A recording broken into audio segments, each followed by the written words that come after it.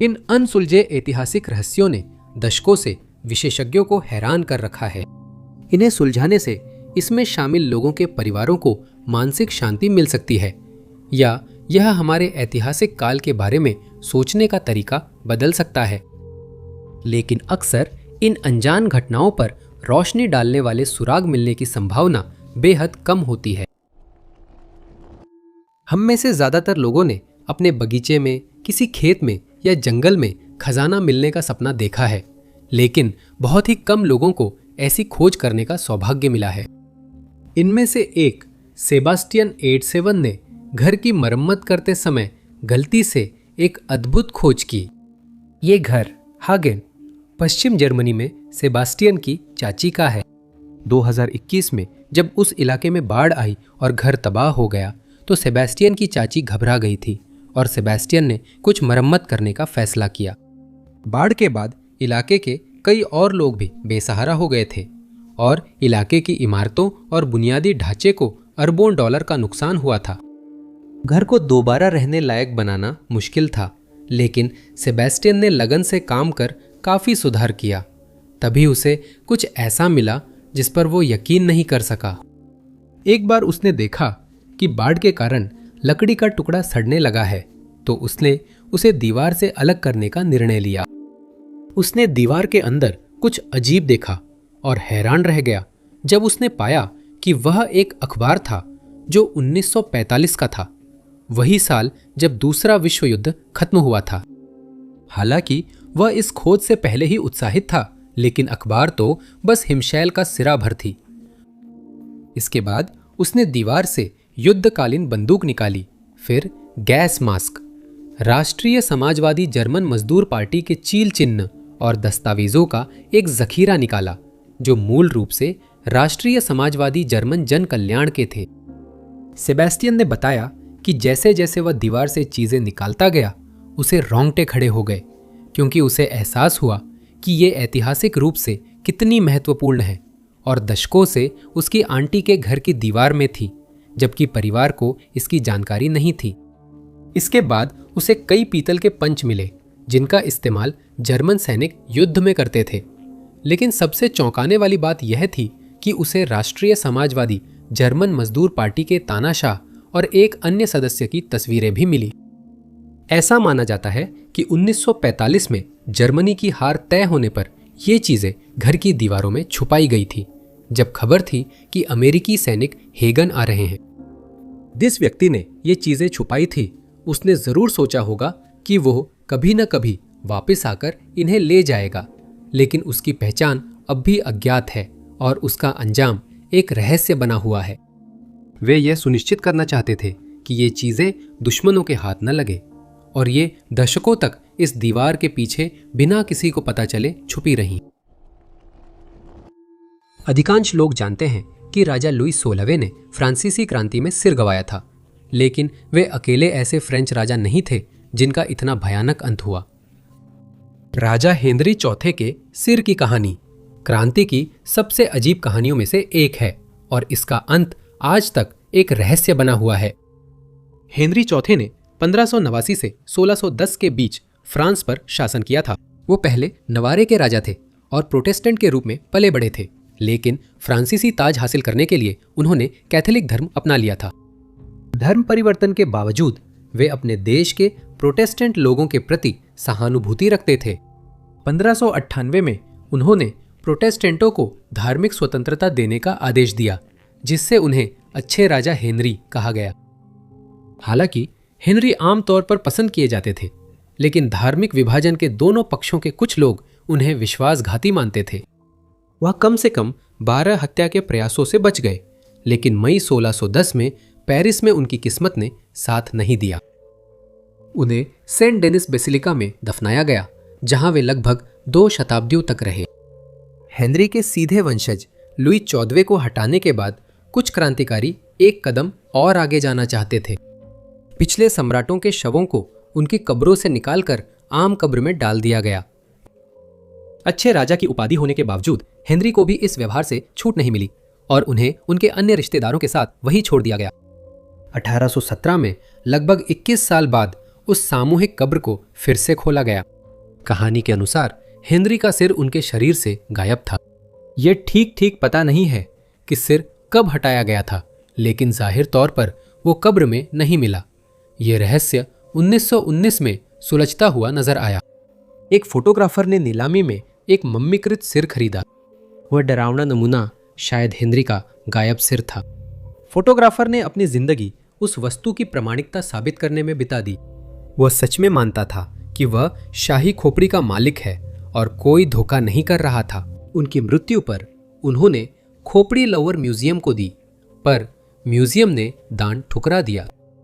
मम्मीकृत सिर कई निजी संग्रहकर्ताओं के पास से होकर गुजरा, इससे पहले कि वह 2008 में फिर से सामने आया। यह पश्चिमी फ्रांस के एक अटारी में मिला और इस बार इस वस्तु को कहीं ज्यादा ध्यान मिला।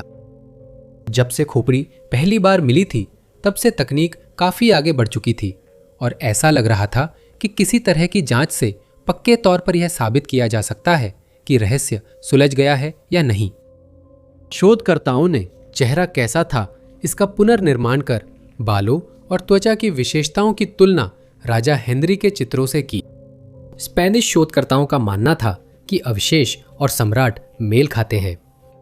डीएनए सबूतों से ऐसा प्रतीत हुआ कि यही मामला है। किंवदंती के अनुसार लुईस 16वें का सिर कटने के बाद दर्शकों ने उनके अवशेषों को रूमाल से छूकर उस घटना की भयानक यादगारें बना ली थी। एक को सजाई गई लौकी में रखा गया था। 2013 में रूमाल से प्राप्त डीएनए की तुलना मम्मी बने सिर के डीएनए से की गई और दोनों के बीच पितृ संबंध प्रतीत हुआ। लेकिन बाद के शोध ने इन दोनों पर संदेह किया। दोनों डीएनए की तुलना आधुनिक बोरबोन वंशजों से करने पर पता चला कि अगर ये अवशेष फ्रांसीसी सम्राटों के होते तो वंशावली में कई बार टूटन आती। जहां पितृवंश में टूटन असंभव नहीं लगती थी, वहीं इसके लिए मातृवंश में भी टूटन की आवश्यकता होती। अगर वह मम्मीकृत सिर सच में फ्रांस के राजा हेनरी चौथे का था, तो इसका मतलब यह होता कि परिवार की वंशावली में कहीं न कहीं कोई माँ बेटी का संबंध जैविक रूप से जुड़ा हुआ नहीं था। कुछ इतिहासकारों ने हेनरी के सिर की कहानी पर भी संदेह जताया है। उनका पूरा शरीर शायद सही सलामत आराम कर रहा है, लेकिन इसे जांचने के लिए उनके अवशेषों को फिर से छेड़ने की कोई योजना नहीं है। सिसिली के किनारे से मिला कांस्य प्रहारक अग्रभाग एगाड़ी द्वीपों की लड़ाई से बरामद किया गया एकमात्र अवशेष नहीं है, क्योंकि गोताखोरों को उस युग और खासकर उस बेहद अहम लड़ाई से जुड़े सामान अक्सर मिलते रहते हैं। रिपोर्ट्स के अनुसार पानी के नीचे पुरातत्वविदों ने द्वीप तट के पास समुद्र तल पर बड़ा मलबा खोजा है। ये क्षेत्र पहली बार खोजा गया प्राचीन नौसैनिक युद्ध क्षेत्र माना जाता है, जहां कई ऐसे अवशेष मिले हैं जिन्हें हमेशा के लिए खोया हुआ माना जाता था। सबसे आम खोजे आमतौर पर रोम और कार्थेज की उन जहाज़ों के अवशेष हैं जिन्होंने इस युद्ध में हिस्सा लिया था। इनमें से कुछ जहाज आज भी लगभग सही हालत में हैं, जबकि कुछ बहुत बुरी हालत में मिले हैं, जिन्हें दुश्मन के बेड़े ने लगभग पूरी तरह नष्ट कर दिया था। 1971 में मार्साला के स्टाजियोन में जो एक युद्धपोत मिला था, माना जाता है कि वो भी इसी युद्ध में शामिल था। ऐसा सुझाव दिया गया है कि किसी समय उस जहाज को छोड़ना पड़ा था जब वह पानी के एक उथले हिस्से में फंस गया था, और यह सब तब हुआ जब युद्ध अपने अंत तक पहुंच चुका था। अन्य खोजे गए अवशेषों में दोनों पक्षों द्वारा पहना गया कवच, 28 इंच की लोहे की तलवार, भाले की नोकें, भाले, प्राचीन मिट्टी के बर्तन के टुकड़े, बैलास्ट पत्थर और निश्चित रूप से पहले बताए गए कांस्य के प्रहारक अग्रभाग शामिल है। इससे रोमन बेड़े को कार्थाजिनियनों पर विजय प्राप्त करने में मदद मिली। ज्यादा आमतौर पर मिलने वाले अवशेषों में रोमन हेलमेट शामिल है, जिनमें से कम 30 बरामद किए जा चुके हैं। इनमें से कई अभी भी बहुत अच्छी स्थिति में हैं, जो हैरान करने वाली बात है, क्योंकि ये 2200 साल से भी ज्यादा समय तक पानी के नीचे रहे हैं। ये हेलमेट आमतौर पर कांसे से बनाए जाते थे और इनकी मोंटेफोर्टिनो शैली मूल रूप से सेल्ट्स द्वारा बनाई गई थी, लेकिन ऐसा माना जाता है कि 4वीं शताब्दी ईसा पूर्व में इस शैली को रोमन गणराज्य ने अपना लिया था। एक टुकड़े का मसे का खोल सामान्यतः पीटकर शंक्वाकार या अर्धगोलाकार बनाया जाता था। इसमें एक छोटी गर्दन रक्षक भी होती थी जो गर्दन के पिछले हिस्से की सुरक्षा करती थी। साथ ही 2 गाल रक्षक होते थे जिन्हें मुख्य खोल से काजों के जरिए जोड़ा जाता था। इन्हें सैनिक के सिर के किनारों और उसके चेहरे के हिस्सों की सुरक्षा के लिए जोड़ा गया था, जबकि हेलमेट के ऊपर लगाया गया घुंडी मुख्य रूप से सजावटी उद्देश्य के लिए था, क्योंकि उस पर अक्सर कलगी, पंख या घोड़े के बाल लगाए जाते थे। ये केवल सजावट नहीं था, बल्कि इससे मित्र सैनिक एक दूसरे को पहचान कर गलती से हमला करने का खतरा कम होता था। कुछ हेलमेटों में अन्य सजावटी चीजें भी होती थी, जैसे किनारों के चारों ओर रस्सी जैसा पैटर्न और विशेष प्रकार की कलगी आदि। इन हेलमेटों का इस्तेमाल पहली सदी ईस्वी तक हुआ। बाद में डिजाइन में सुधार कर गर्दन के पीछे के रक्षकों को चौड़ा किया गया और शंक्वाकार आकार कम किया गया, क्योंकि यह सैनिक के सिर के अनुसार असुविधाजनक था। हालांकि एगाड़ी द्वीपों की लड़ाई के दौरान पहने गए कई हेलमेट मिले हैं, लेकिन एक खास उदाहरण ने अपनी असामान्य सजावट के कारण काफी हलचल मचा दी है। गोताखोरों की टीम ने यह खोज की और देखा कि हेलमेट पर शेर की आक्रामक मुद्रा में आकृति थी। यह पहली बार था जब इन हेलमेट्स में शेर की सजावट दिखी थी। माना जाता है कि यह हेलमेट रोम के सहयोगी किसी शहर के उस सैनिक का था जिसके लोग हेरक्युलिस की कथा से प्रभावित थे। शेर संभवतः शक्ति या सैनिक की रैंक का प्रतीक था, लेकिन अन्य उदाहरण न मिलने से इतिहासकार केवल अनुमान लगा सकते हैं कि इसका उद्देश्य क्या था और युद्ध में यह हेलमेट किसने पहना था। 50 साल तक शिकागो अधिकारियों ने टॉमी ओकॉनर को मौत की सजा पाए लोगों की सूची में रखा, लेकिन दोषी अपराधी को कभी भी सजा का सामना नहीं करना पड़ा। फांसी दिए जाने से कुछ ही दिन पहले वह जेल से भाग गया और बिना सुराग गायब हो गया। ओकॉनर एक आयरिश अमेरिकन था जिसे खूंखार टॉमी का उपनाम मिला था। उसके नाम के पीछे कई कहानियां हैं, जिनमें एक में कहा गया है कि उसने एक कसाई की उंगली काट दी थी जिसने उसकी मां से ज्यादा पैसे लिए थे। किशोर अवस्था में वह सड़क के गैंग्स के साथ घूमता था, लेकिन 21 साल की उम्र तक वह कानून से किसी भी मुसीबत से बचा रहा। ओकॉनर का एक आपराधिक साथी जो पूर्व पुलिस अधिकारी था, मृत पाया गया था। संदेह ओकॉनर पर था, उसे गिरफ्तार किया गया। अज्ञात कारणों से उसे रिहा किया गया। शायद उसके खिलाफ पर्याप्त सबूत नहीं थे, लेकिन कुछ रिपोर्टों में संदिग्ध लेन देन का जिक्र है, जिससे वो जेल से बाहर रहा। कारण चाहे जो भी रहा हो, 13 मार्च 1921 तक स्थिति बदल चुकी थी। 5 पुलिस अधिकारी ओकॉनर की बहन के घर उसे गिरफ्तार करने के इरादे से पहुंचे। पुलिसकर्मी संदिग्ध को पकड़ने के लिए पर्याप्त थे, फिर भी ओकॉनर ने लड़ाई जारी रखी। एक गोलीबारी शुरू हो गई और उस अफरा तफरी में डिटेक्टिव पैट्रिक ओनील को गोली लग गई। ओकॉनर पीछे के दरवाजे से भागा और फरार होने के लिए एक कार छीन ली। ओनील की मौत हो गई। अब ओकॉनर पर पुलिस अधिकारी की हत्या के लिए भी वांछित था। फरार होने के बावजूद खूंखार टॉमी ज्यादा देर मुसीबतों से नहीं बच सका। जुलाई में उसे मिनीसोटा में ट्रेन में नशे में धुत होकर हंगामा करने के आरोप में गिरफ्तार किया गया। उसे जल्द ही शिकागो भेजा गया, जहां ओनील की हत्या में उसे मौत की सजा मिली। हालांकि ये उसकी कहानी की सिर्फ शुरुआत थी। ओकॉनर को काउंटी जेल में रखा गया था, जहां वह फरार होने की योजना बना रहा था। अपनी फांसी से बस कुछ दिन पहले ही उसने 4 कैदियों के साथ साहसी फरारी की। वह कोठरी में था जब उसने गार्ड को बुलाया। गार्ड आया और ओकॉनर के सेलमेट ने उसे हेडलॉक में ले लिया। ओकॉनर ने चाबियां पकड़ ली और सेल खोल दिया, फिर गार्ड को बेहोश होने तक पीटा। कैदी जेल के अहाते से भाग निकले। जेल की दीवारों के दूसरी तरफ ओकॉनर किसी तरह एक कार में बैठ गया, लेकिन बर्फीली सड़कों पर उसे नियंत्रित करने में मुश्किल हो रही थी। वह दुर्घटनाग्रस्त हो गया, लेकिन टूटी हुई गाड़ी से निकलने में कामयाब रहा और वहां से उसके साथ क्या हुआ यह किसी को नहीं पता। इस अपराधी के साथ क्या हुआ, इस पर कई कहानियां हैं। कुछ लोगों का मानना है कि वह कनाडा भागने में सफल हो गया या किसी तरह वापस यरलैंड चला गया। कुछ कथाओं में उसने आयरलैंड में सशस्त्र डकैती या IRA से जुड़कर अपराध जारी रखा। कुछ अन्य कहानियों में उसने अपराध की दुनिया से दूर शांत जीवन जीने में सफलता पाई। शिकागो में ओकॉनर की सजा जस की तस रही। 1950 के दशक में अदालत के आदेश से शहर को उसके लिए लगाया गया फांसी का तख्ता उसके गायब होने के 30 साल बाद भी रखना पड़ा, ताकि अगर वो मिले तो इस्तेमाल हो सके।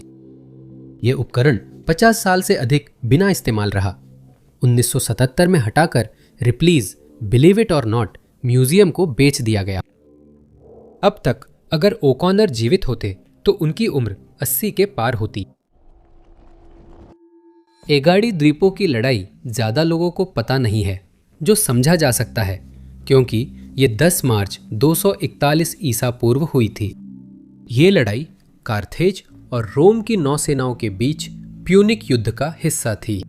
असल में ये लड़ाई उस युद्ध की आखिरी नौसैनिक झड़प थी जो 264 ईसा पूर्व में शुरू हुआ था। उस समय कार्थेज का पश्चिमी भूमध्य सागर में मजबूत समुद्री बेड़ा था, लेकिन रोम सिराक्यूस पर कब्जा करना चाहता था क्योंकि वह सिसिली का सबसे शक्तिशाली नगर राज्य था। युद्ध की शुरुआत कार्थेज वासियों के लिए खराब रही क्योंकि 260 से 255 ईसा पूर्व के बीच की कई लड़ाइयों में वे हार गए। ये मुख्य रूप से कॉर्वस के आविष्कार के कारण हुआ, जिसने रोमनों को दुश्मन के जहाज़ों को पकड़ने की सुविधा दी, जिससे उन पर चढ़ाई करना आसान हो गया। इसके बाद रोमन सेना को एक तूफान से भारी नुकसान हुआ, जिसने उनके जहाज़ों को तबाह कर दिया। माना जाता है कि भारी कॉर्वस भी जहाज़ों को अस्थिर कर नुकसान का कारण बना। 250 ईसा पूर्व में रोमनों ने अपना बेड़ा पुनः बनाया और कार्थेज के मुख्य ठिकाने को घेर लिया। 200 युद्धपोतों का उपयोग किया गया, लेकिन 1 साल बाद कार्थेज वासियों ने ड्रेपाना और फिंटियास में रोमनों को हराया, जिससे उनका मनोबल टूट गया। 2 साल बाद जब युद्ध को 15 साल हो चुके थे, रोम ने सिसिली के अधिकांश हिस्से पर कब्जा कर लिया था और कार्थेज वासियों के पास केवल लिलिबेयुम और ड्रेपाना का नियंत्रण बचा था। दोनों क्षेत्रों में और जहाज भेजे गए ताकि बड़ी नाकाबंदी हो सके। लिलिबेयुम और ड्रेपाना में सैनिकों को कठिनाई थी क्योंकि वहां आपूर्ति नहीं भेजी जा सकती थी, लेकिन उन्होंने 250 युद्धपोत जुटा लिए, जिसके बाद एगाड़ी द्वीपों की लड़ाई शुरू हुई। कार्थेजियों का नेतृत्व हनीबल के पुत्र कमांडर हन्नो ने और रोमनों का नेतृत्व नौसेना कमांडर गायुस लेटाडियस कैटुलुस ने किया।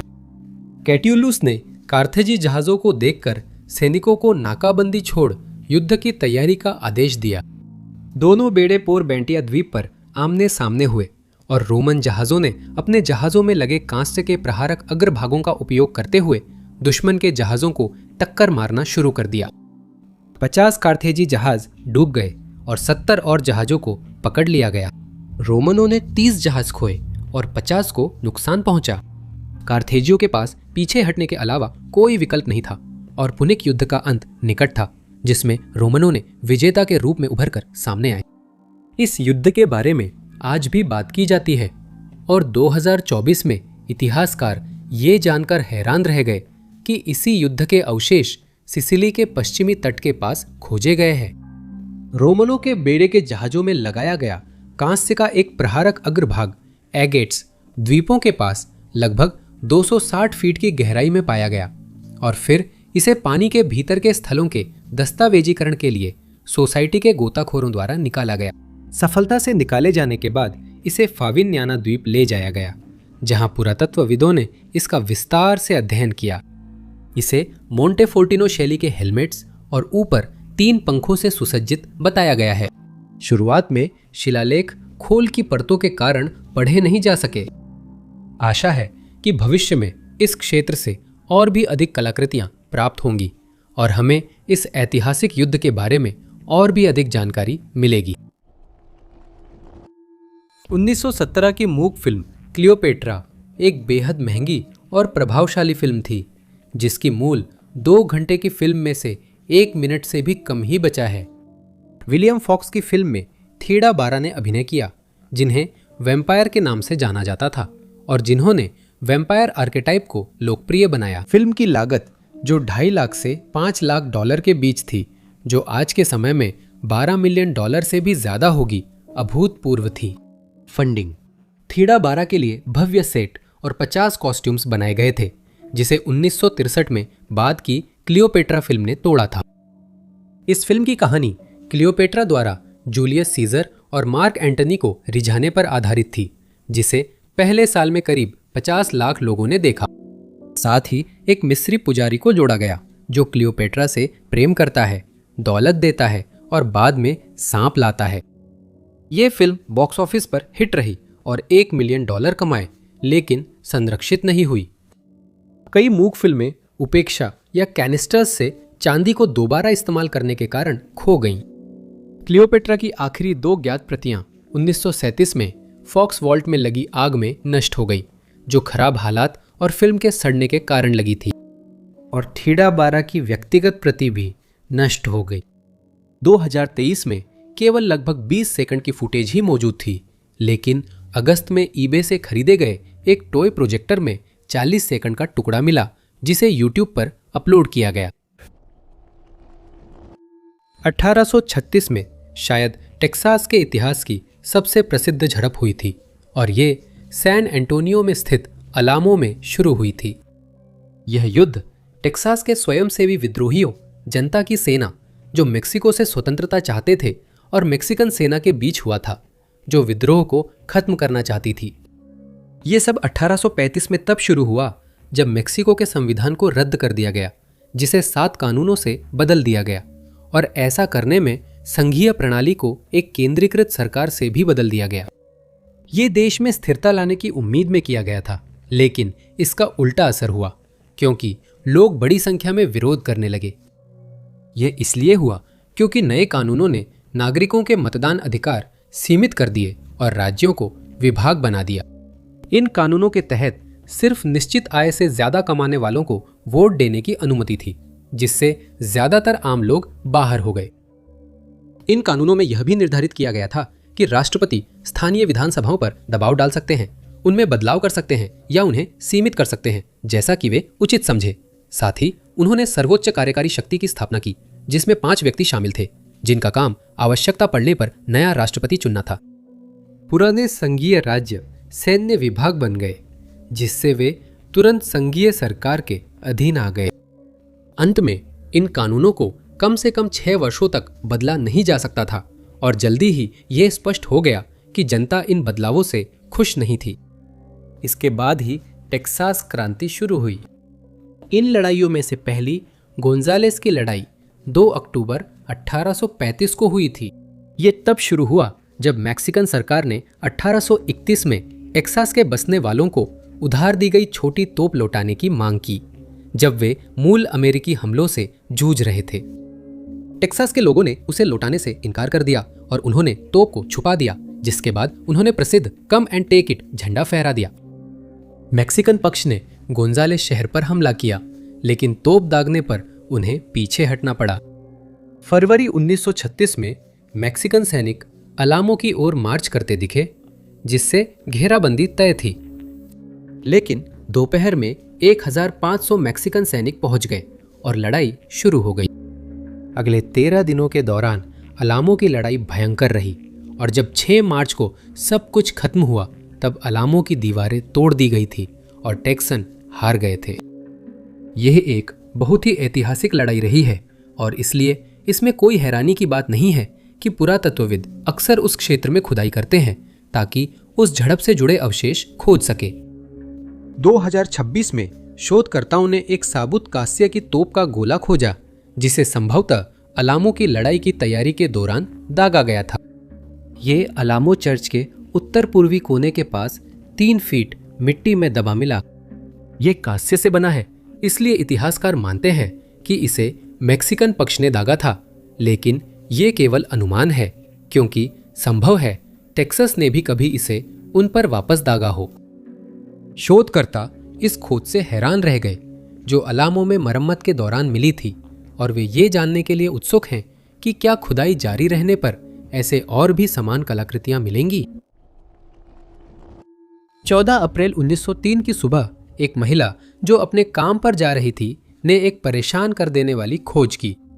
एक आदमी की लाश बैरल में भरकर न्यूयॉर्क की ईस्ट 11वीं स्ट्रीट पर फेंकी गई थी। अधिकारियों को उन लोगों की पहचान करने में ज्यादा समय नहीं लगा जिन्हें वे जिम्मेदार मानते थे, लेकिन इस अपराध के लिए कभी किसी को दोषी नहीं ठहराया गया। बैरल वाले आदमी का मामला अमेरिकी माफिया से जुड़ी शुरुआती कहानियों में से थी, जिसे मीडिया में खासा ध्यान मिला। बैरल में कुछ नहीं था जिससे उसकी पहचान हो सके। कुछ दिन बाद उसकी फोटो अखबारों में छपी और अपराध सबका ध्यान आकर्षित करने लगा। उस आदमी को पहचानने वालों में secret service chief William Flint भी थे।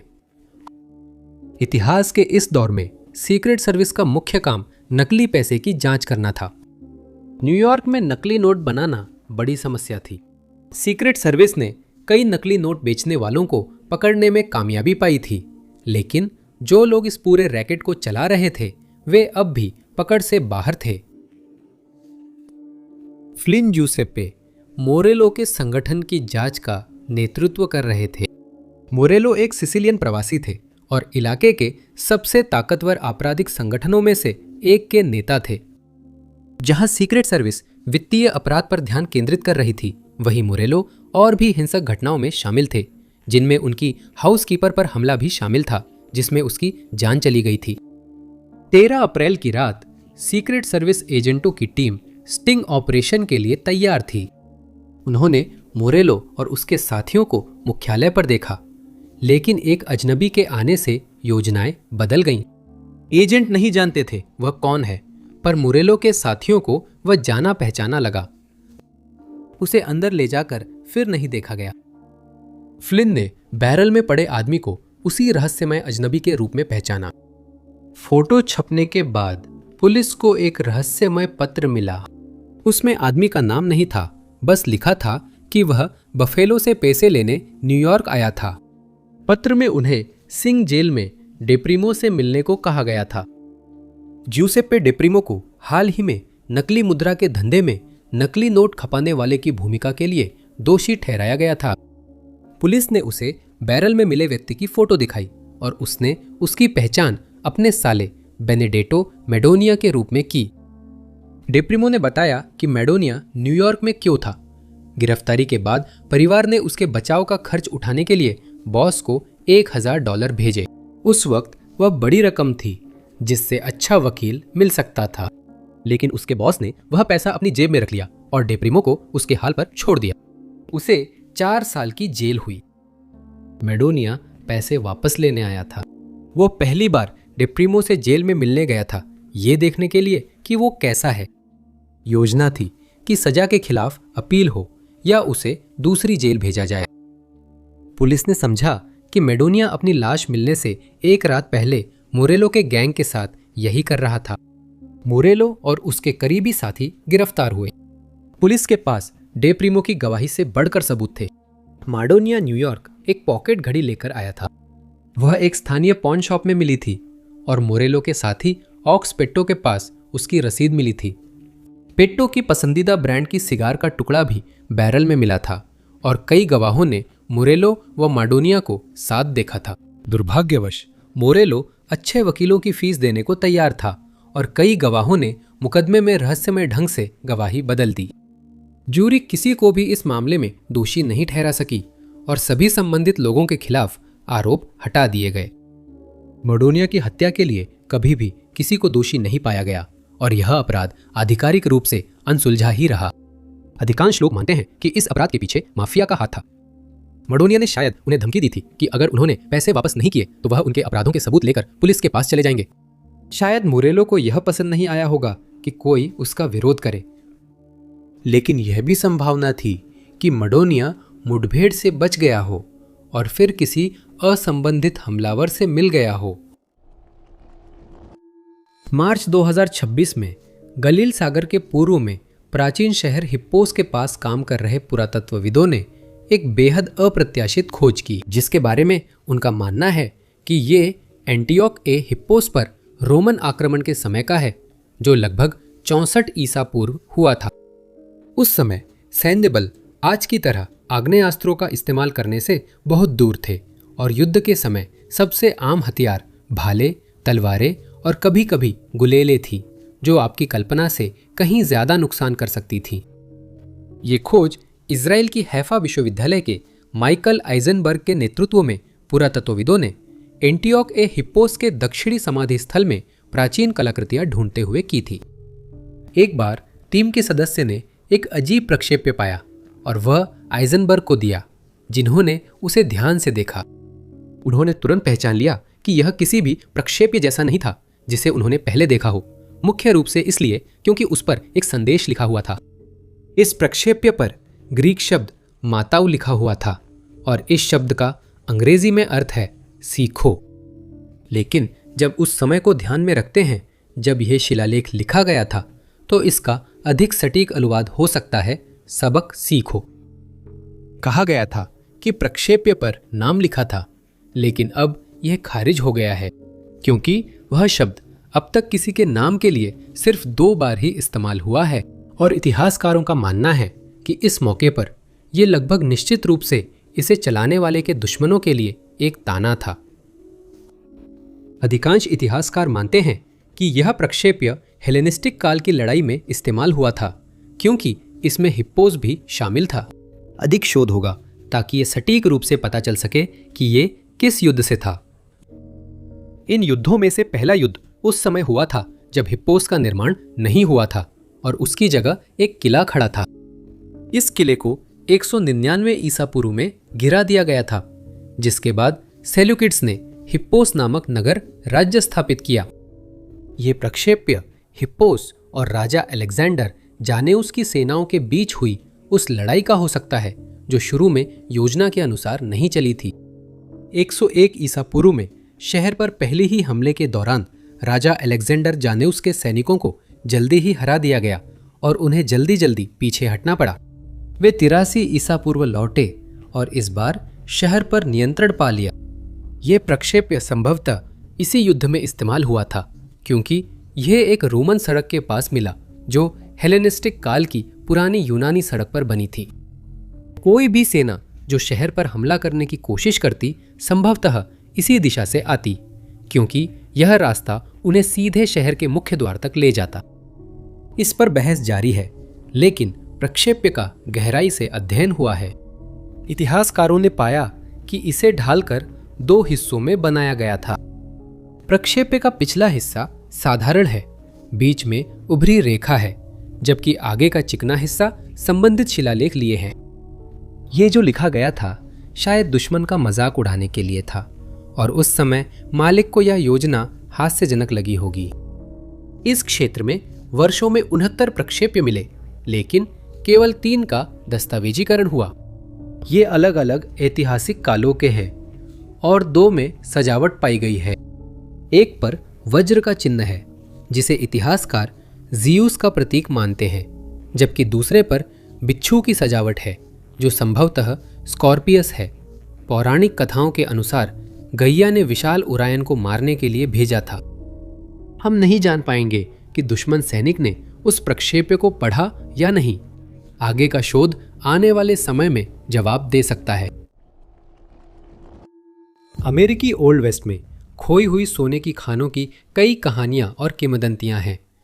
इनमें सबसे प्रसिद्ध लॉस्ट डचमैन खान है, लेकिन ये अकेली नहीं है।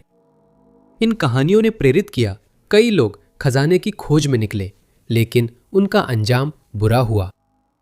एक दंत कथाओं में मशहूर खान की तलाश ने सचमुच एक अद्भुत खोज तक पहुंचाया, लेकिन दल में किसी ने भी इसकी उम्मीद नहीं की थी।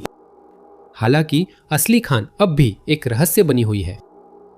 ओरेगन की क्रेटर झील देखने वाले पहले यूरोपीय अमेरिकी जॉन डब्ल्यू हिलमैन थे। ये झील हजारों वर्षों से यहाँ रहने वाले मूल अमेरिकी लोगों के लिए प्रसिद्ध स्थल थी। ऐसा माना जाता है कि क्लैमथ जनजाति के लोग उस क्षेत्र में तब से रह रहे हैं जब झील का अस्तित्व भी नहीं था। उनकी कथाओं में 2 देवताओं के युद्ध का वर्णन है, जिसमें हारने वाले को धरती के नीचे बंद कर उसके ऊपर झील बना दी गई। यह वह कथा नहीं थी जिसकी तलाश हिलमैन कर रहे थे जब वे संयोग से उस झील तक पहुंचे। संभावना है कि उन्हें या उनके साथियों को इसका पता नहीं था। वे लोग खजाने की तलाश में थे। क्रेटर लेक में खोई कैबिन खान की उत्पत्ति को लेकर कई अलग अलग कहानियां हैं। एक कहानी के अनुसार एक घायल खनिक को सड़क पर मिला जिस पर मूल अमेरिकियों ने हमला किया था और वह बच नहीं सका। कुछ लोगों ने उसकी मदद की पर फायदा नहीं हुआ। मरने से पहले उसने एक नक्शा बनाया जो लोगों को खोई खान तक ले जाता। एक और कहानी एक आदमी की है जिसे सिर्फ सेटम अप कहा जाता है। वह 1950 के शुरुआती वर्षों में कैलिफोर्निया के यूरेका में दिखा। सर्दियों में वो अक्सर स्थानीय शराब खाने में मिलता था और सबका पेय खरीदता था। वो सेटम अप कहता था जो उसका उपनाम बन गया। वो कभी नहीं बताता था कि पैसे कहाँ से आते थे। हर बसंत में सेट एम अप शहर छोड़ता और पतझड़ में दौलत के साथ लौटता था। एक बार नशे में उसने गलती से बताया कि उसने ओरेगन में सोने की एक समृद्ध नस खोजी है। उसने पास झोपड़ी बनाई और पूरी गर्मी वहीं सोना खोदता रहा। पर वहां के मूल अमेरिकी सोने को जानते थे और उसकी सख्त सुरक्षा करते थे। पतझड़ में सेटम अप लौटकर नहीं आया। ऐसा लगता है कि उसने एक नक्शा पीछे छोड़ दिया था और यूरेका के कुछ लोगों ने उस खान की तलाश करने का फैसला किया। उन्होंने मान लिया कि सेटम अप की मौत या तो स्थानीय मूल अमेरिकियों के हाथों या गिरने से हुई थी। कहानी की उत्पत्ति चाहे जो भी रही हो, 1853 में खोजकर्ताओं का एक समूह खोई हुई केबिन वाली खान की तलाश में निकल पड़ा। समूह कैलिफोर्निया से था, लेकिन ओरेगन पहुंचने पर उनकी खोज ने ध्यान आकर्षित किया। और भी लोग उनके साथ जुड़ गए, जिनमें जॉन हिलमैन भी शामिल थे। इन लोगों को रहस्यमयी खान नहीं मिली, लेकिन खाना खोजते वक्त हिलमैन को क्रेटर झील मिल गई। कहानी के अनुसार सबसे पहले हिलमैन की खच्चर ने झील की खड़ी ढलान को देखा और रुक गई, जिससे वह और उसका सवार दोनों गिरने से बच गए। हिलमैन को यह झील भी उतनी ही रहस्यमयी लगी जितनी खोई हुई खान, और वह इसे लेक मिस्टीरियस नाम देना चाहता था। बाकी लोग इसे ब्लू लेक कहना चाहते थे। यह खोज खान तलाशने वालों के लिए ज्यादा महत्वपूर्ण नहीं थी और यह कई दशकों बाद तक व्यापक रूप से प्रसिद्ध नहीं हुई। उनके लिए खान ज्यादा जरूरी थी। दुर्भाग्यवश वहां कोई झोपड़ी या गुप्त खां का निशान नहीं मिला और आज तक खोई हुई झोपड़ी वाली खान की कहानी कैसे शुरू हुई और उसमें कोई सच्चाई थी या नहीं, ये एक रहस्य ही बना हुआ है। ग्राफ जेपेलिन 850 फुट लंबा जहाज था जो द्वितीय विश्व युद्ध में जर्मन नौसेना का शो पीस बना, लेकिन उसने कभी युद्ध में हिस्सा नहीं लिया। इसका निर्माण 1936 में शुरू हुआ और जर्मनों ने इसे एक बड़ी तकनीकी उपलब्धि बताया। यह मुख्य कारण था कि जर्मन सेना ने यह जहाज बिना किसी कार्यशील उदाहरण के बनाया। जेपलिन बनने से पहले ही द्वितीय विश्व युद्ध शुरू हो गया। यू बोट्स के निर्माण को प्राथमिकता दी गई और ग्राफ जेपेलिन को डांटजिग में भंडारण के लिए ले जाया गया। अंत में उसे ओडर नदी में मिल जाने वाली एक धारा में ले जाकर डुबो दिया गया जब रेड आर्मी पास थी। बाद में सोवियत सैनिकों ने जहाज को खोजकर उसका नवीनीकरण शुरू किया, लेकिन अंत में उसे नष्ट कर दिया। इतिहासकार इस पर असहमत हैं कि जेपेलिन का अंत कैसे हुआ। कुछ लोगों का मानना है कि सोवियत संघ ले जाते समय यह लैंडमाइन से टकराकर उड़ गया।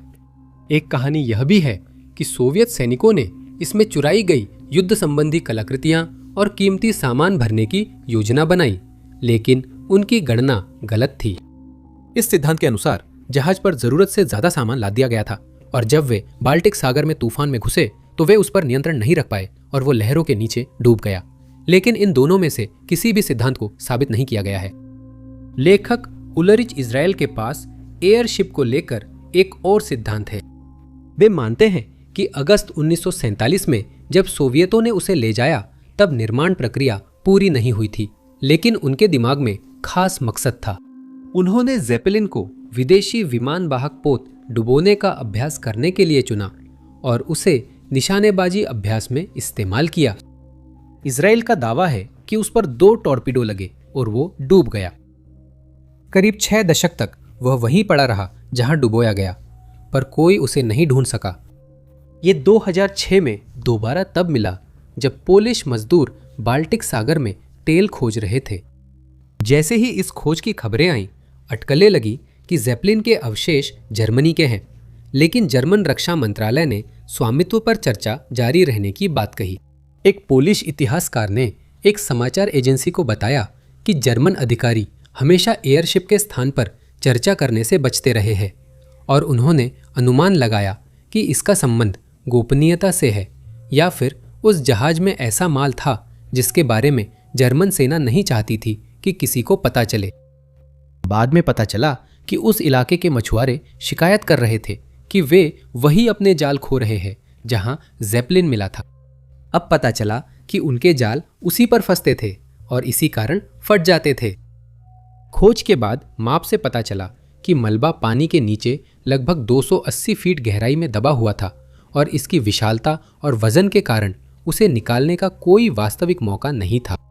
यह संभवतः वहीं रहेगा जहां इसे पाया गया था, क्योंकि इसे हटाने का कोई भी प्रयास बेहद महंगा होगा और चूंकि ज़ेपेलिन के निर्माण में इस्तेमाल की गई सामग्री वर्षों में समुद्र के कारण जंग लग चुकी होगी, इसलिए उन्हें दोबारा इस्तेमाल भी नहीं किया जा सकता। फिट्ज़गेराल्ड परिवार आज आयरलैंड के प्रमुख कुलीन परिवारों में गिना जाता है। उन्होंने नॉर्मन विजय के बाद सत्ता हासिल करना शुरू किया और वे असल में नॉर्मन हैं। कुछ पीढ़ियों बाद फिट्ज़गेराल्ड परिवार शक्तिशाली गैलिक परिवारों के साथ घुल मिल गया। उनमें से एक जिन्होंने फिट्ज़गेराल्ड परिवार को आयरिश लोगों के साथ घुलने मिलने में महत्वपूर्ण भूमिका निभाई, वह थे जेराल्ड फिट्ज़गेराल्ड। फिट्ज़गेराल्ड के पुराने और शक्तिशाली पूर्वजों जैसे जेराल्ड से कई किंवदंतियां और कथाएं जुड़ी हैं जो अन्य कुलीन परिवारों की तरह प्रचलित हैं। इससे तथ्य और कल्पना में फर्क करना और ऐतिहासिक व्यक्तियों के साथ असल में क्या हुआ जानना मुश्किल हो जाता है। Gerald Fitz. जेराल्ड की सच्ची कहानी शायद इतिहास में खो गई है। ऐतिहासिक रिकॉर्ड के अनुसार जेराल्ड फिट्ज़गेराल्ड पहले डेसमंड के अर्ल मॉरिस फिट्ज़गेराल्ड और उनकी तीसरी पत्नी एवलिन के बेटे थे। वरिष्ठ फिट्ज़गेराल्ड ने नॉर्मन क्राउन के खिलाफ विद्रोह का नेतृत्व करने में मदद की और साथ ही उन्हें काफी पसंद करते थे। विद्रोह असफल रहा और मॉरिस को कुछ समय के लिए कैद में रखा गया, लेकिन अंततः उन्हें रिहा कर दिया गया। उनकी उपाधियां निधन के बाद उनके बड़े बेटे को मिली। उस बेटे के वारिस न होने पर जेराल्ड डेसमंड का तीसरा अर्ल बना। उनके वास्तविक जीवन के बारे में बहुत कम विवरण मिलते हैं। उन्हें कुछ समय के लिए आयरलैंड का लॉर्ड चीफ जस्टिस बनाया गया, पर उन्होंने कहा कि इससे अपनी जमीनों की रक्षा करना मुश्किल होगा। जेराल्ड के जीवन के बारे में जो भी दर्ज है, उसका अधिकांश हिस्सा अन्य रईसों के साथ लड़ाइयों और गैलिक आयरिश के खिलाफ संघर्षों से जुड़ा हुआ है। ऐतिहासिक जेराल्ड अपनी कविता के लिए सबसे ज्यादा जाने जाते हैं। वह नॉर्मन अंग्रेजी में लिख सकते थे, पर आमतौर पर आयरिश में लिखते थे, जो उनके परिवार के लिए उस भूमि की संस्कृति अपनाने का अहम कदम था।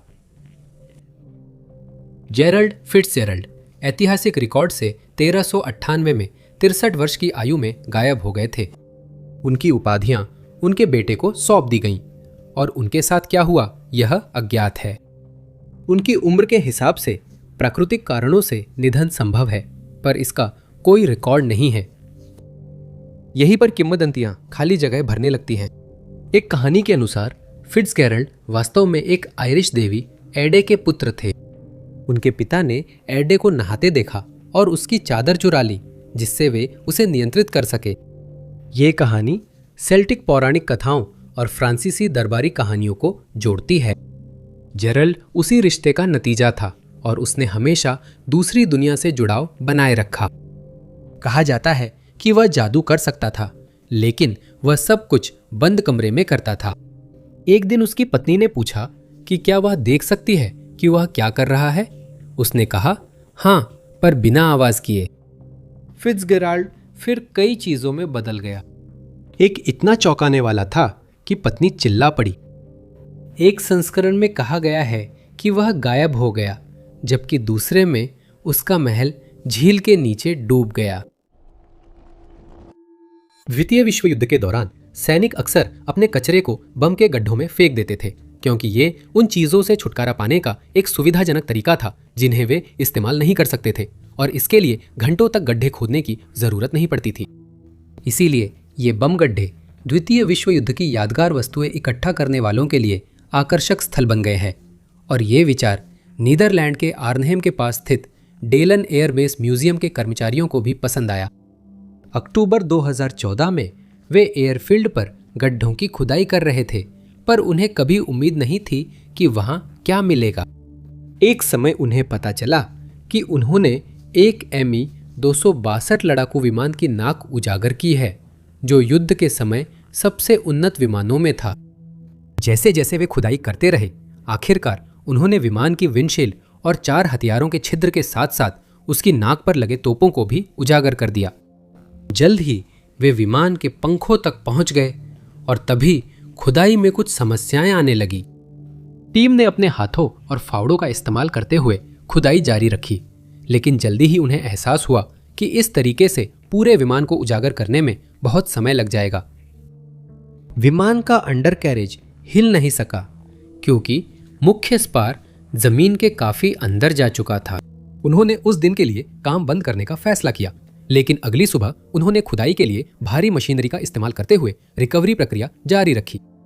फिर भी वे दिखाई दे रहे पंख को हिला नहीं सके, लेकिन ये पता चला कि दूसरा पंख विमान के बाकी हिस्से के नीचे दबा हुआ था।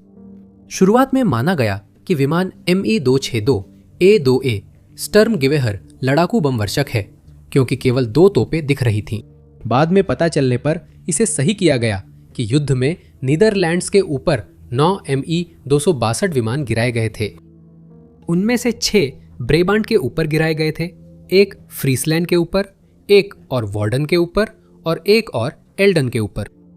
यह माना गया कि हवाई अड्डे पर मिला विमान वही था जो गलती से एल्डन के ऊपर मार गिराया गया था, क्योंकि वो सबसे करीब था। एक बरामद की गई धातु की परत पर नंबर 1,03,026 लिखा हुआ था।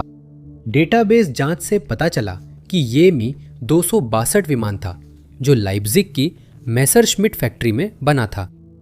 कुछ और शोध करने के बाद यह भी पता चला कि यह पहली ME 262 थी जिसे कभी बनाया गया था, और इसलिए यह सैन्य इतिहास का एक महत्वपूर्ण हिस्सा थी। वे घटनाएं जिनसे विमान वहां दफनाया गया जहां बाद में मिला। उस समय विमान की डिजाइन गुप्त थी और उसे जर्मन सेना की अपनी ही गलती से हुई गोलीबारी में गिरा दिया गया था। इसलिए जर्मन सेना नहीं चाहती थी कि मलबा गलत हाथों में जाए, जिससे उसकी डिजाइन दुश्मनों को पता चल सकती थी। इसके बजाय इसे गुप्त रूप से उस हवाई अड्डे पर ले जाया गया जो उस समय जर्मन वायुसेना के नियंत्रण में था, जहां इसे कई अन्य उपकरणों के साथ एक बम के गड्ढे में दफना दिया गया। Manning Kimmel admiral husband E Kimmel के बेटे और अमेरिकी नौसेना अधिकारी थे, जो अपने पिता पर 1941 के पर्ल हार्बर हमले का दोष लगाए जाने से बनी नकारात्मक छवि से उबरना चाहते थे।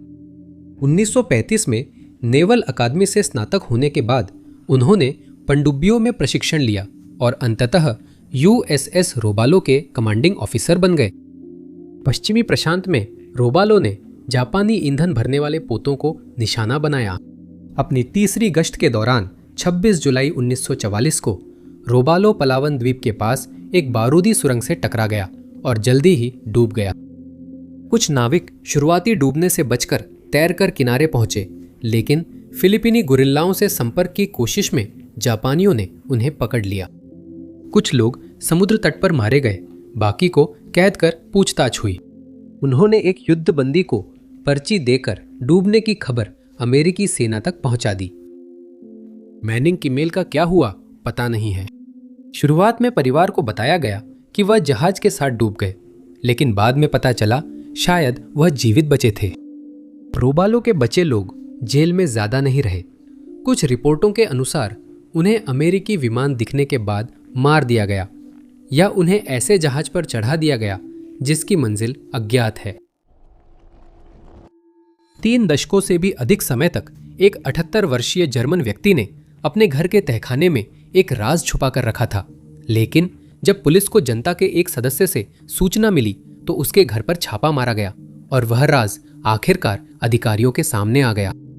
यह वस्तु पर निर्भर करता है, लेकिन जर्मनी में द्वितीय विश्व युद्ध की यादगार वस्तुएं रखना अवैध है, जहां अधिकतर यादगार वस्तुएं जैसे मेडिकल किट, पैच और मेडल्स रखना आमतौर पर कानूनी है, वहीं युद्ध के दौरान इस्तेमाल किए गए हथियारों पर कड़े नियम लागू होते हैं, खासकर जब वे हथियार अभी भी काम करने की स्थिति में हों। इससे उस व्यक्ति को ज्यादा फर्क नहीं पड़ा जिसका नाम क्लाउस डाइटर फ्लिक बताया गया है, और उसने जितनी भी यादगार वस्तुएं मिल सकती थीं उन्हें इकट्ठा कर लिया। 2015 में इसका नतीजा ये हुआ कि वो कानून के खिलाफ गया। दोस्तों और परिवार के मुताबिक फ्लिक मितव्ययी है और अपनी मर्जी से ज्यादातर समय अकेले रहते हैं। उनके पड़ोसी हमेशा जानते थे कि वह युद्ध से जुड़ी चीजें इकट्ठा कर रहे हैं, लेकिन जब यह सामने आया कि उन्होंने कुछ प्रतिबंधित चीजें भी जमा कर रखी थी तो वे हैरान रह गए। 2005 में पहली बार संदेह हुआ कि उनके पास ऐसी चीजें हैं, इसलिए अधिकारियों ने फ्लिक के घर की तलाशी का आदेश दिया। जब ऐसा किया गया तो कई अवैध हथियार मिले, लेकिन जिन लाइसेंसों की जरूरत थी और जो कानूनी कार्रवाई होनी थी उस पर बहस के चलते कुछ भी नहीं किया गया। 10 साल बाद बर्लिन पुलिस को पता चला कि फ्लिक ने प्रतिबंधित कलाकृतियां छुपाई है और दूसरी बार तलाशी ली गई। इस बार उन्हें उसकी बाकी संग्रह भी मिल गई जो पूरी तरह से अवैध पाई गई। उसने वर्दियां, झंडे और प्रतिबंधित चिन्ह वाले लैंप जैसी चीजें इकट्ठा की थी और तलाशी बढ़ने पर मामला गंभीर होता गया। उसने V1 रॉकेट की प्रतिकृति भी रखी थी। सबसे हैरान करने वाली बात थी कि उसके तहखाने में एक पैंथर टैंक छुपा था। उस घर को एक किले जैसा बना दिया गया था और 20 सैनिकों को सभी अवैध वस्तुएं हटाने में लगभग 9 घंटे लग गए, जिसमें टैंक भी शामिल था जिसे बख्तरबंद वाहनों से जुड़े विंच की मदद से निकाला गया था। उन्हें वहां 88 मिलीमीटर विमान भेदी तोप मिली और फ्लिक पर युद्ध हथियार नियंत्रण अधिनियम और आग्नेयास्त्र कानून के उल्लंघन का आरोप लगा। आखिरकार उन्हें 14 महीने की निलंबित सजा सुनाई गई। SS नॉर्मंडी कभी समुद्र पर सबसे शानदार समुद्री यात्री जहाज था। फरवरी 1942 में जब इसमें आग लगी तो तुरंत ही तोड़फोड़ की अफवाहें फैल गईं। FBI की जांच ने साबित किया कि यह सिर्फ एक हादसा था, लेकिन कुछ लोग अब भी इस आधिकारिक निष्कर्ष पर शक करते हैं। नॉर्मंडी एक फ्रांसीसी जहाज था जो द्वितीय विश्व युद्ध से पहले कई साल अटलांटिक पार करता रहा था। फ्रांसीसी सरकार के युद्ध घोषित करने पर जहाज न्यूयॉर्क में था। वापसी यात्रा में उस पर हमला होने का जोखिम उठाने के बजाय कंपनी ने नॉर्मंडी को अमेरिका में ही छोड़ दिया और उसके साथ एक सीमित दल भी रखा ताकि सब कुछ सुचारू रूप से चलता रहे। फ्रांस के धुरी शक्तियों के सामने आत्मसमर्पण करने के बाद अमेरिकी सरकार ने जहाज को अपने कब्जे में ले लिया। जब अमेरिका ने आधिकारिक रूप से युद्ध में भाग लिया तो नॉर्मंडी एक महत्वपूर्ण संपत्ति बन गई। निर्णय हुआ कि इस शानदार जहाज को सैनिकों को ले जाने वाला जहाज बनाया जाएगा। ये एक लग्जरी लाइनर के रूप में 1000 से भी ज्यादा मेहमानों को संभाल सकता था और मरम्मत के बाद ये और भी ज्यादा सैनिकों को ले जाने में सक्षम हो जाएगा। जहाज का नाम बदलकर USS लाफायट रखा गया, जो अमेरिकी क्रांति में लड़े फ्रांसीसी जनरल के सम्मान में था। नए नाम वाले लाफायट पर काम 1942 की शुरुआत में शुरू हुआ। शुरुआत में 1 महीने का अनुमान था, लेकिन समय सीमा बढ़कर फरवरी तक हो गई। जब काम चल रहा था तो स्थानीय पत्रकार डॉक पर सुरक्षा को लेकर जिज्ञासु थे। ये छुपा नहीं था कि अमेरिका में जर्मन समर्थक थे। हाल ही में जर्मन जासूसों का एक गिरोह पकड़ा गया, लेकिन संभावना थी कि ऐसे कई और जासूस सबकी नजर के सामने ही छिपे हुए थे। एक पत्रकार ने जांचा कि नॉर्मंडी को नुकसान पहुंचाना कितना आसान है। वह डॉक पर नौकरी पाने में सफल हो गया और उसे जहाज तक पूरी पहुंच मिल गई। अगर वह गलत करना चाहता तो यह मुश्किल नहीं था। अगर आधिकारिक बयान पर विश्वास किया जाए तो कुछ भी गलत होने की जरूरत नहीं थी। 9 फरवरी की दोपहर को क्लेमेंट डेरिक नामक एक मजदूर जहाज पर वेल्डिंग टॉर्च का इस्तेमाल करके फिटिंग्स काट रहा था। एक मजदूर को एस्बेस्टस बोर्ड से चिंगारी पकड़नी थी, लेकिन उसे बात करने के लिए मुड़ना पड़ा। चिंगारियां बहुत ज्वलनशील लाइफ जैकेट्स के ढेर पर जा गिरी जो बोरे से ढकी हुई थी। आग जल्दी ही जहाज की वार्निश की हुई लकड़ी और पास में रखे गद्दों तक फैल गई। मजदूर आग से बचने को भागे। नॉर्मंडी में आग बुझाने की व्यवस्था मरम्मत के दौरान बंद थी। इससे दमकल विभाग बुलाने में भी देर हुई। न्यूयॉर्क फायर डिपार्टमेंट को बुलाने में 12 मिनट लगे। घंटों तक दमकल कर्मी आग बुझाते रहे। हालांकि आग बुझाने के लिए डाला गया पानी जहाज को एक तरफ झुका गया। आखिरकार वो एक ओर गिरा और उथले पत्थरों में आंशिक रूप से डूबा रहा। तोड़फोड़ की अफवाहें तेजी से फैली। अनुमान था कि ये जर्मन समर्थकों का काम था जो किसी तरह टीमों में शामिल हो गए थे। एफबीआई ने डेरेक के अनुसार घटनाओं का पुनर्निर्माण किया जिससे उन्हें दोहराना संभव हुआ। कोई दुर्भावनापूर्ण कार्रवाई की आवश्यकता नहीं थी। इससे अफवाहें रुक नहीं गई। सिर्फ जर्मनों पर शक नहीं था, एक गैंगस्टर ने हमले की जिम्मेदारी ली। पहले तो इसे उसकी छवि सुधारने का तरीका समझा गया, लेकिन बाद में पता चला कि माफिया डॉन लक्की लुसियानो जहाज से जुड़ी योजनाएं बना रहा था। नॉर्मंडी का भाग्य अमेरिकी नौसेना को न्यूयॉर्क माफिया के साथ डॉक सुरक्षा के लिए साझेदारी और तट के पास जर्मन पनडुब्बियों की मदद करने वालों की तलाश के लिए प्रेरित करेगा। SS सिटी ऑफ कायरो एक स्टीमशिप थी जिसे 1915 में earls ship building and engineering company ने लंदन की एलरमैन लाइंस लिमिटेड के आदेश पर बनाया था। ये 2 डेक और 2 मस्तूल के साथ बना था और निर्माण के बाद इसे लिवरपूल, इंग्लैंड में पंजीकृत किया गया। द्वितीय विश्व युद्ध में इस जहाज को यूनाइटेड किंगडम ने अधिग्रहित कर युद्ध प्रयास हेतु आपूर्ति लाने में लगाया था। 1 अक्टूबर 1942 को यह विलियम ए रोजरसन के नेतृत्व में अपनी आखिरी यात्रा पर निकला।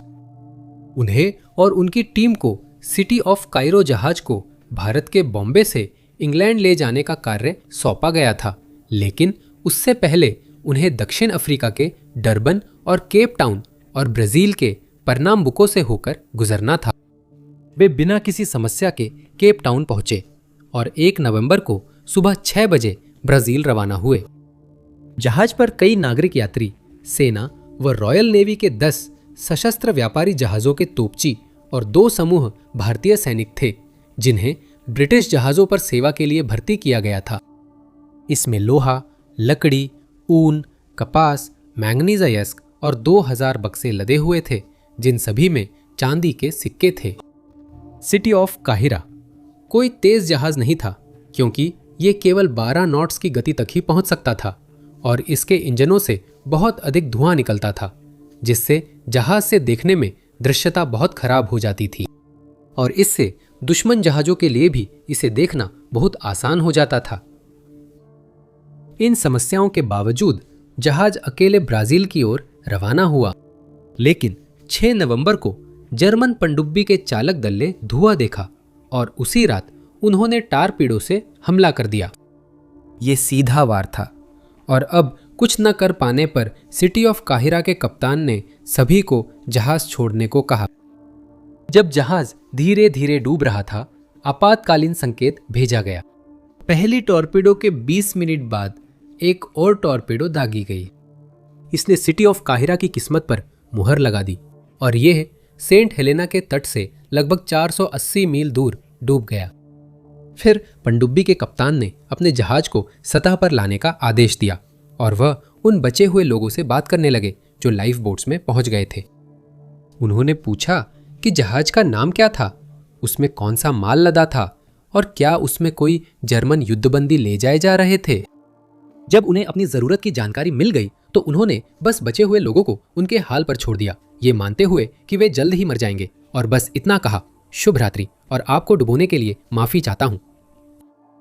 207 लोगों को अंत में अन्य जहाजों ने बचा लिया। जब लाइफ बोट पर पहुंचे यात्री 3 हफ्ते समुद्र में भटके। जहाज और उसमें चांदी के सिक्के खो गए और क्योंकि कोई नहीं जानता था वह कहां डूबा, माना गया वे हमेशा के लिए खो गए। लेकिन 2011 में डीप ओशन सर्च नाम के एक ब्रिटिश अभियान ने अफ्रीका के तट से लगभग 1000 मील दूर मलबे का पता लगाने में सफलता पाई।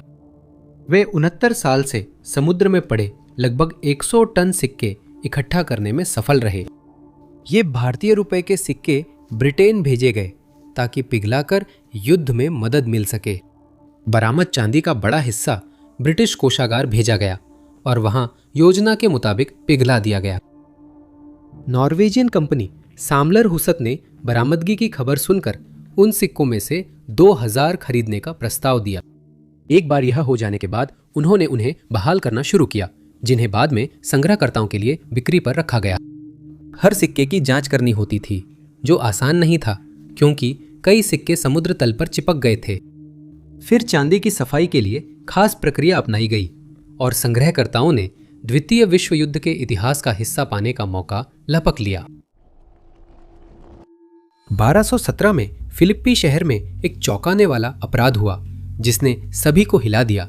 इस हमले के पीछे जिस व्यक्ति का नाम आया उसे केवल एक रहस्यमय लॉर्ड एस के रूप में जाना गया। हालांकि ऐसा लगता है कि पोप खुद अच्छी तरह जानते थे कि लॉर्ड एस कौन था, लेकिन इतिहासकार अब भी उसकी पहचान और उस कारण पर बहस कर रहे हैं जिसकी वजह से उसने अपने ही चर्च के अंदर एक आर्च बिशप पर हमला किया।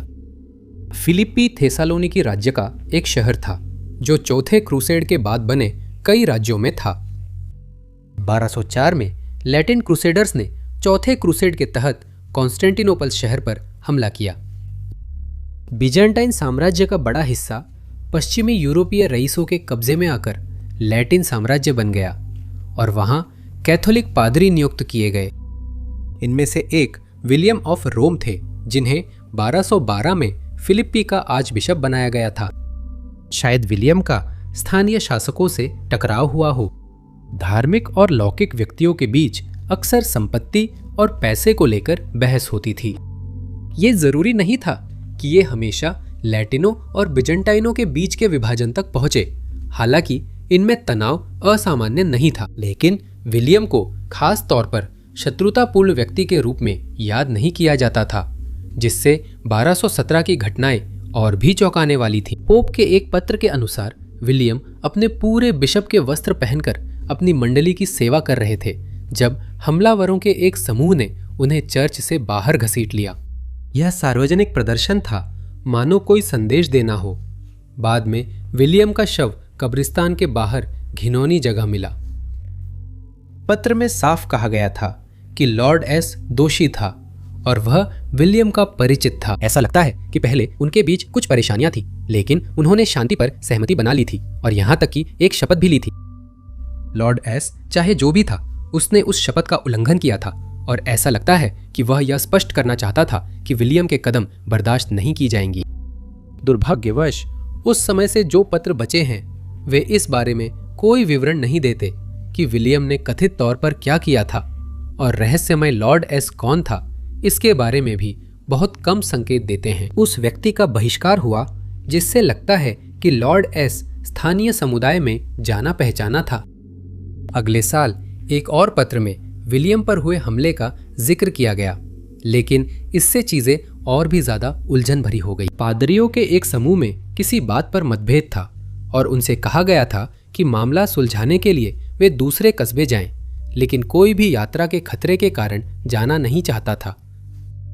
उन्होंने विलियम पर बुल्गारियनों के हमले का जिक्र किया और चिंता जताई कि उनके साथ भी ऐसा हो सकता है। पहले पत्र में न तो बुल्गारियनों का कोई जिक्र था, बल्कि अब ऐसा लग रहा था कि हमले को एक आकस्मिक घटना माना जा रहा था। ऐसा प्रतीत होता है कि विलियम पर चर्च में हमला नहीं हुआ था, बल्कि वह सड़क पर था जब उस पर घात लगाकर हमला किया गया और संभवतः डकैती में उसकी जान चली गई। संभव है कि हमले के तुरंत बाद घटनाओं को बढ़ा चढ़ाकर बताया गया हो और कहानी उलझ गई हो। कुछ लोगों को शक है कि रहस्यमय लॉर्ड एस अपने अपराध की सजा से बच निकले और डाकुओं पर दोष डाल दिया। संभव है पुजारियों को विलियम की मृत्यु की गलत सूचना मिली हो या उन्होंने उसके हमले को सड़क की किसी अन्य घटना से जोड़ दिया हो। HIJMS मुसाशी एक जापानी युद्धपोत सबसे बड़े युद्धपोतों में से एक था।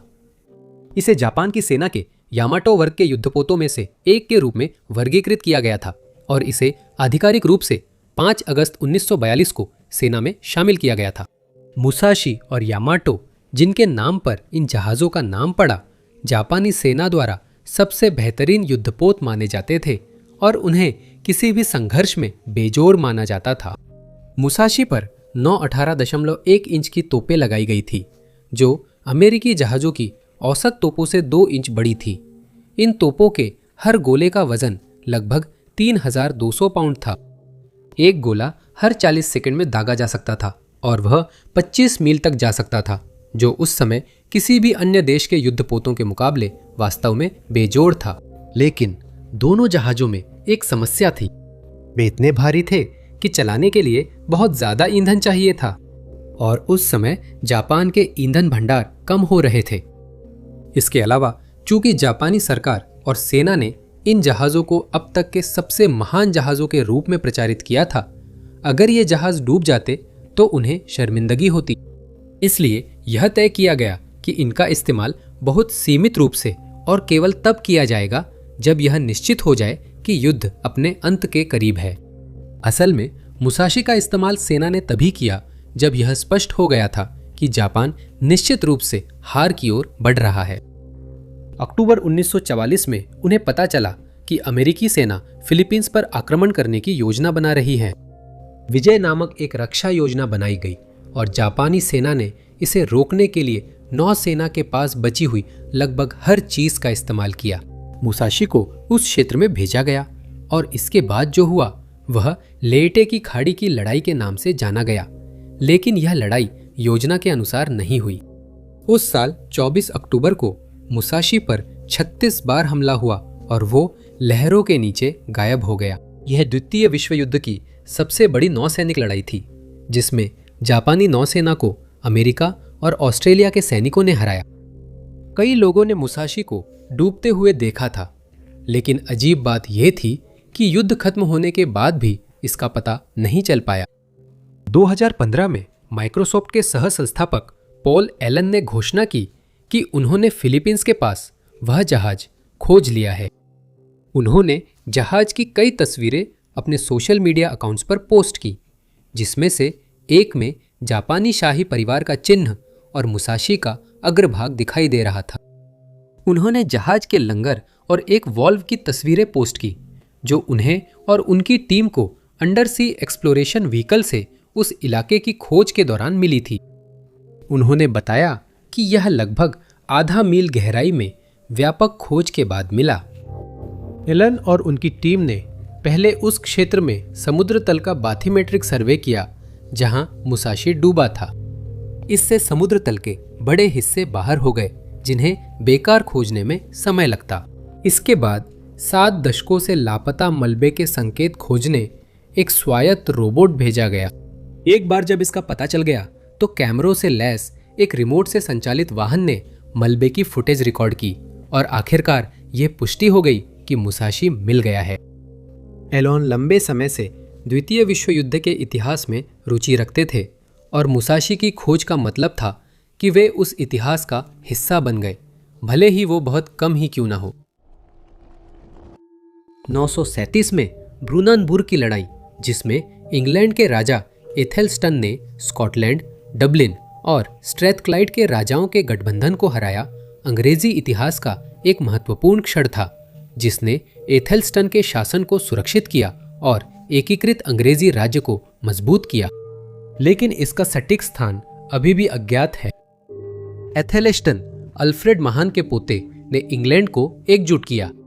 937 में 934 में एथेल्स्टन द्वारा स्कॉटलैंड पर विवादित आक्रमण के बाद स्कॉटलैंड के कॉन्स्टेंटाइन द्वितीय, स्ट्रेथक्लाइड के ओवेन और डबलिन के एनार, जो यॉर्क के पूर्व वाइकिंग शासक थे, ने खोई हुई भूमि को वापस पाने के लिए इंग्लैंड पर आक्रमण किया। एनार के बेड़े के उतरने का स्थान और मित्र सेनाओं की शुरुआती गतिविधियां अब भी रहस्य है। एथेल्स्टन ने आक्रमणकारियों से भीषण लड़ाई लड़ी, जिसे इतिहासकार एंग्लो सैक्सन इतिहास की सबसे खूनी लड़ाइयों में मानते हैं।